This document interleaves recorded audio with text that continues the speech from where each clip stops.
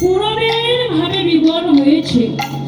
পূরবের ভাবকে আমাদের শ্রীমন গৌরাঙ্গ হরি যে যে লীলা করেছিলেন, শেষ লীলার ভাবগুলো যেন গৌরহরির আবার যেন হৃদয়ে জেগে উঠেছে। কেননা তিনি সে যুগে আমাদের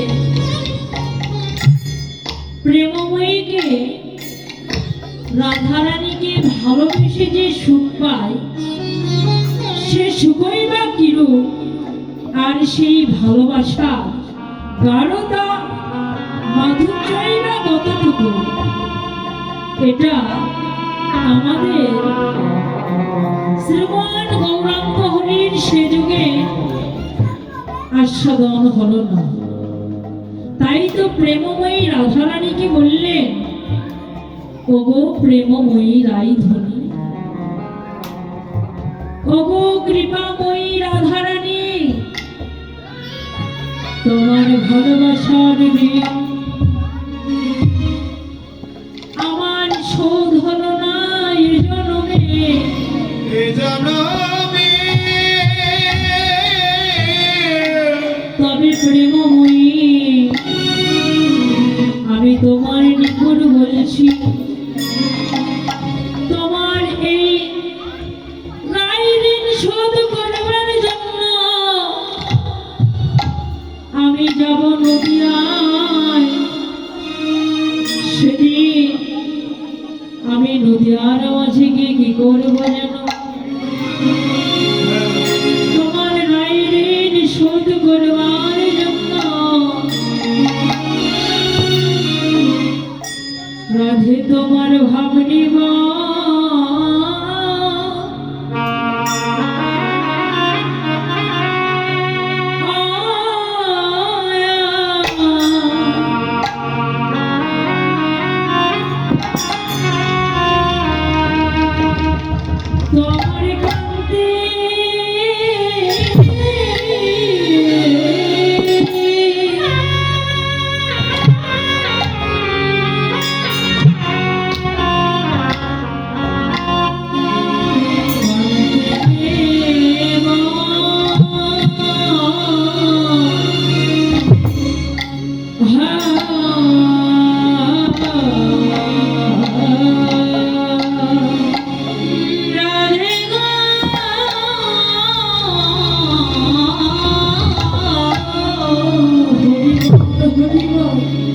তোমার ভাবনে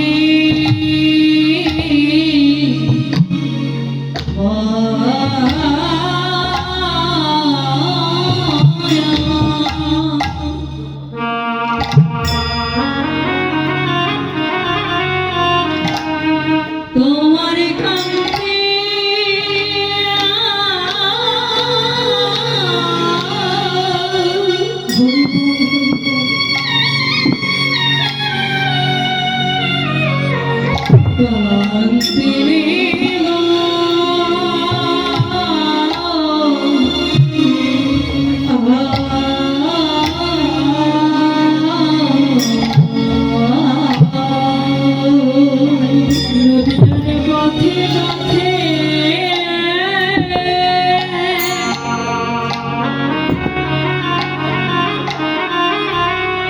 নদিয়ার পথে পথে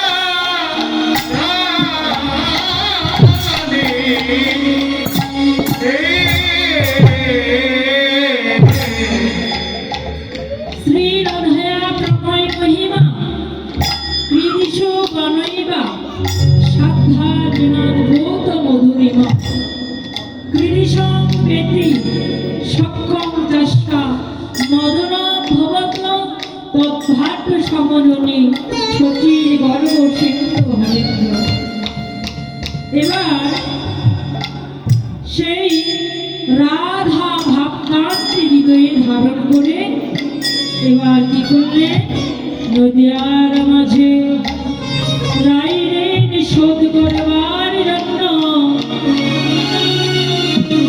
শ্রীমান গৌরাঙ্গ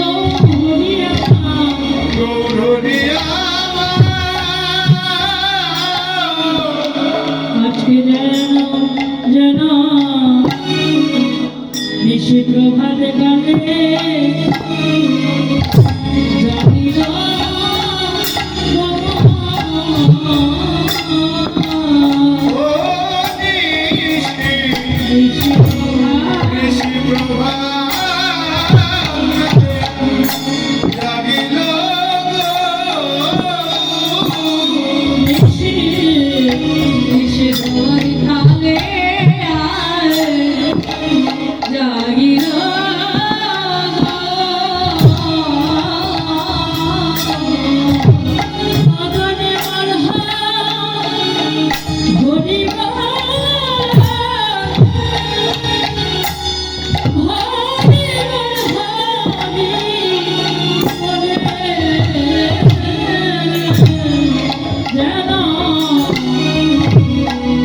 নিশি প্রভাত কালে জানিল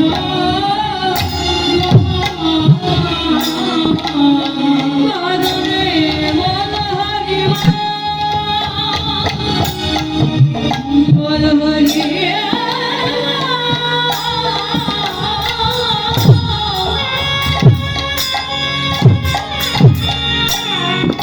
বল হরি হরি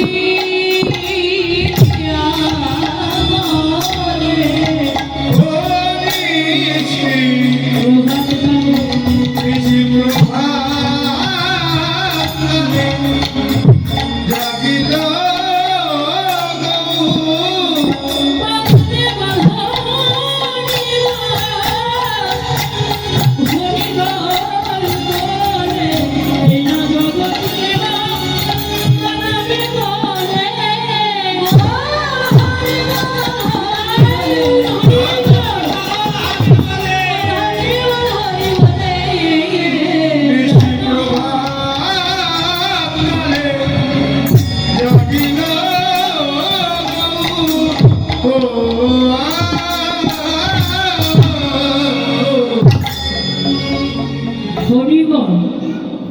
এবার আজকে নিশি প্রভাত কালে যাবেন গৌর শ্রীধাম নবদ্বীপ মাঝে এই কলিযুগে গৌরাঙ্গ মহাপ্রভু আবির্ভূত হয়েছে মা ছচ্ছি মাতার গর্ভসিদ্ধ মিলে।